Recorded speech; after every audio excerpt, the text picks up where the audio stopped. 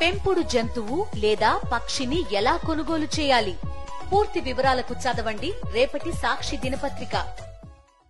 బాబాయ్ అబ్బాయి మధ్య కోల్డ్ వార్ పీక్ స్టేజ్ కు చేరింది. నియోజకవర్గంపై ఆధిపత్యం కోసం నువ్వా నేనా అన్నట్లుగా పావులు కదుపుతున్నారు. బాబాయ్ది సుదీర్ఘ రాజకీయ జీవితం. ఆ బాబాయ్ నుంచి రాజకీయాలు నేర్చుకున్న అబ్బాయి నీ సంగతేంటో తేలుస్తున్నట్టు బెదిరించే స్థాయికి చేరుకున్నారు. మొత్తం మీద కుటుంబంలో వచ్చిన అంతర్గత కుమ్ములాటల పంచాయతీ చివరాఖరికి ముఖ్యమంత్రి చంద్రబాబు నాయుడు దాకా వెళ్ళిందట. ఆయన సమస్య పరిష్కారం కాలేదని చెప్పుకుంటున్నారు.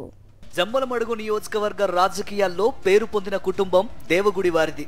ఆ కుటుంబంలో ఏం జరుగుతున్న దానిపై ప్రస్తుతం నియోజకవర్గంలో వాడివేడిగా చర్చలు జరుగుతున్నాయి. ఆధిపత్యం కోసం అన్నదమ్ముల మధ్య, వారి తనయుల మధ్య పోరు తారాస్థాయికి చేరింది.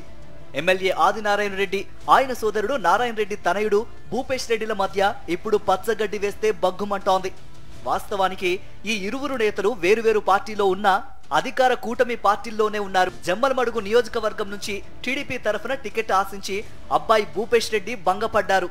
కూటమి పార్టీల సీట్ల సర్దుబాటులో భాగంగా జమ్మలమడుగు ఎమ్మెల్యే సీటును బీజేపీ తరఫు నుంచి బాబాయ్ ఆదినారాయణ రెడ్డి ఎగరేసుకుపోయారు.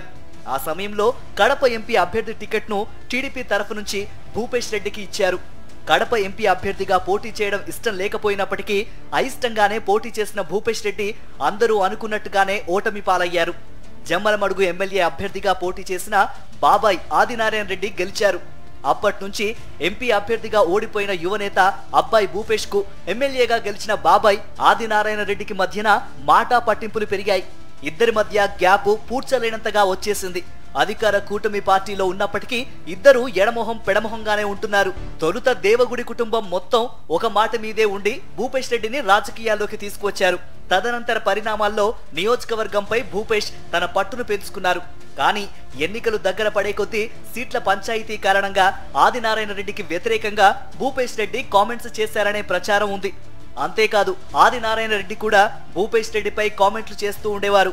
ఈ నేపథ్యంలో ఆదినారాయణ రెడ్డి సోదరులైన మాజీ ఎమ్మెల్సీలు నారాయణ రెడ్డి, శివనాథ్ రెడ్డిలు ఒక వర్గంగా మారి ఎన్నికల్లో భూపేష్ రెడ్డి కోసం పనిచేశారు.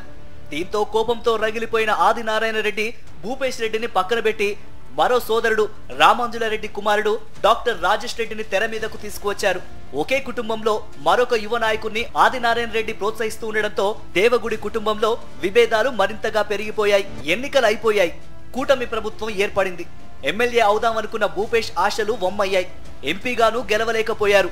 అయిందేదో అయిపోయింది. అధికారంలో ఉంది తమ పార్టీ తెలుగుదేశమే కదా అనుకుని జమ్మలమడుగు నియోజకవర్గంలో భూపేష్ రెడ్డి ఏవైనా పనులు చేసుకుందామంటే ఎమ్మెల్యే ఆదినారాయణ రెడ్డి అడ్డుకట్ట వేస్తున్నారట.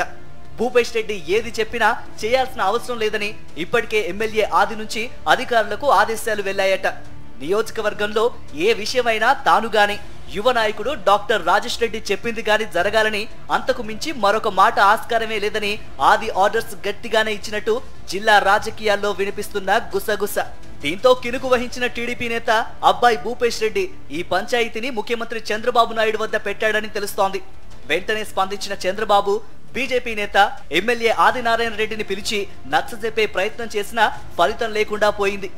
రాజీ యత్నాలు జరిగినప్పటి నుంచి మరింత ఏకపక్షంగా ఆదినారాయణ రెడ్డి వ్యవహరిస్తున్నాడని జిల్లా రాజకీయాల్లో చెప్పుకుంటున్నారు.